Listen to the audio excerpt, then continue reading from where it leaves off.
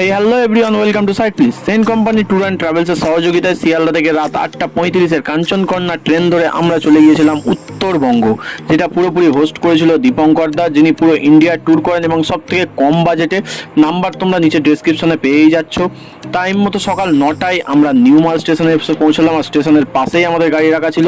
তারপর এখান থেকে সোজা চলে যাই আমরা ফাগু নদীর উদ্দেশ্যে। সেখানে আমরা কিছু ছবি টবি তুলে আবার বেরিয়ে পড়ি লাভার উদ্দেশ্যে। লাভাতে যে ঘরটি আমাদের দেওয়া হয়েছিল সেটি খুবই সুন্দর এবং এখানের ব্যালকনি থেকে বাইরের ভিউটা জাস্ট অসাধারণ ছিল। এই ট্যুরের সাথে সমস্ত রকম খাওয়া দাওয়া ইনক্লুড ছিল এবং রুমটাও ইনক্লুড ছিল। তারপর ওখানে কিছু আমি এবং আমার উনি কেদ মেরে চলে যাই উত্তরবঙ্গের মোমো টেস্ট করতে, এবং সত্যি মোমো স্যুপটা এক কথায় অসাধারণ। তারপর বজরংবলীকে প্রণাম করে সোজা চলে যাই আমরা ডুয়ার্স, এবং যাওয়ার পথে এদেরকে কিছু রুটি দিয়ে যায় যেটা আমাদের কাছে ছিল। তারপর সেখান থেকে রাত কাটিয়ে আমরা চলে যাই জঙ্গল সাফারির উদ্দেশ্যে বারোই। আর সাফারি